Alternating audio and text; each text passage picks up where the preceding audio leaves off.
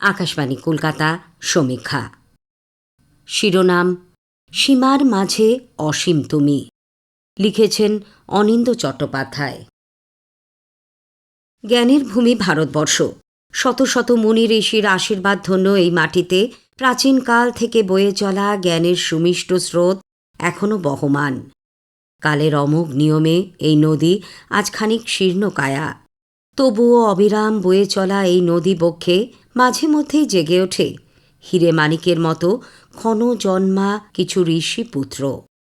ভারতের বিশাল জ্ঞান সাগরে এমনই এক 22শে ডিসেম্বর আত্মপ্রকাশ গণিতের জাদুকর শ্রীনিবাস রামানুজনের।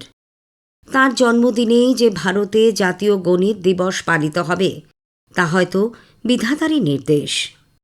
1887 সালে তামিলনাড়ুর এক ছোট্ট শহর ইরোডে জন্মগ্রহণ করেন রামানুজন। বিশেষ অবস্থাপন্ন পরিবার না হওয়ায় চিরাচরিত প্রথায় শিক্ষা গ্রহণ করা তাঁর পক্ষে সম্ভব হয়নি। কিন্তু যে মানুষ গণিতের অসীম সাগর জয় করতে বেরিয়েছেন, সামান্য বাধা তার গতিরোধ করবে কিভাবে?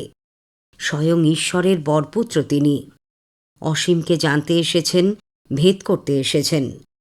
তার গণিতের প্রতি এই প্রেম দেখে হয়তো বিধাতাই তার হাতে তুলে দেন দিশা নির্দেশ।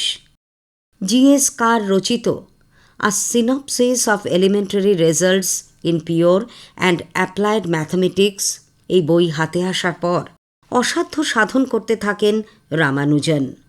সমাধান করে ফেলতে থাকেন গণিতের একের পর এক জটিল সমস্যা, উদ্ভাবন করতে থাকেন নতুন নতুন উপপাদ্য। রামানুজন বলতেন, গণিত এমন এক জীবন্ত সত্তা যা অন্তর্দৃষ্টির মাধ্যমেই প্রকাশিত হয়। 1913 সালে রামানুজন কেমব্রিজ বিশ্ববিদ্যালয়ের গণিতের অধ্যাপক জি.এইচ. হার্ডিকে চিঠি লিখে তাঁর সঙ্গে কাজ করার ইচ্ছে প্রকাশ করেন। প্রথমে বিশেষ গুরুত্ব না দিলেও হার্ডি রামানুজনকে কেমব্রিজে যাওয়ার আমন্ত্রণ জানান। ব্রিটেনে যাওয়ার ঐতিহাসিক সিদ্ধান্ত নেন রামানুজন। ইতিহাস গড়তে এসেছিলেন তিনি। সামান্য সামাজিক প্রথা তাঁকে বাঁধতে পারবে এই ভাবনা কল্পনাতীত। কালাপানি পার হয়ে সামাজিকভাবে পরিত্যাজ্য হওয়ার আশঙ্কাকে হেলায় উড়িয়ে কেমব্রিজে পৌঁছলেন তিনি। পরের 5 বছরের মধ্যে Ramanujan number theory, partition functions, modular forms, continued fractions এবং ইনফাইনাইট সিরিজের মতো বেশ কিছু জটিল গাণিতিক তত্ত্বের সমাধানে ব্রতী হন। এর ফলে 1918 সালে মাত্র 30 বছর বয়সে তিনি লন্ডনের রয়্যাল সোসাইটির ফেলো নির্বাচিত হন।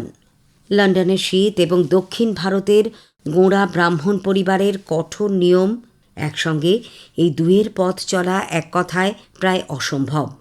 ফলস্বরূপ এত সব অর্জনের মাঝেও রামানুজনের শরীর ভেঙে পড়ে।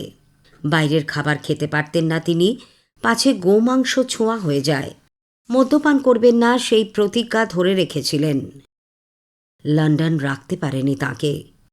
1919 সালে ভগ্ন স্বাস্থ্য নিয়ে ভারতগামী জাহাজে উঠে বসেন তিনি। তার ভগ্ন স্বাস্থ্য আর ফেরেনি। 1920 সালে মাত্র 32 বছর বয়সে গণিতের অসীমকে ছুঁয়ে ফেলা রামানুজন চলে যান চিরতরে নিঃশব্দে, সামাজিকভাবে পরিত্যাজ্য হয়ে। 1976 সালে লন্ডনের ট্রিনিটি কলেজে মার্কিন গণিতজ্ঞ জর্জ অ্যান্ড্রুজ আবিষ্কার করেন রামানুজনের হাতে লেখা গণিতের জটিল কিছু তত্ত্ব। দ্য লস্ট নোটবুক নাম দিয়ে পরে প্রকাশ করা এই বইতে তিনি প্রাথমিকভাবে Q series, mock theta functions এবং মডিউলার টাইপ আইডেন্টিটি নিয়ে কাজ করেছিলেন। রামানুজনের মৃত্যুর এত যুগ পরেও তাঁর প্রণীত সূত্র প্রমাণিত হচ্ছে আজও। প্রসারিত হচ্ছে তাঁর ধারণাগুলি। তাঁর জন্মদিনে 100 কোটি প্রণাম। সমীক্ষা শেষ হল। এটি লিখেছেন অনিন্দ্য চট্টোপাধ্যায়।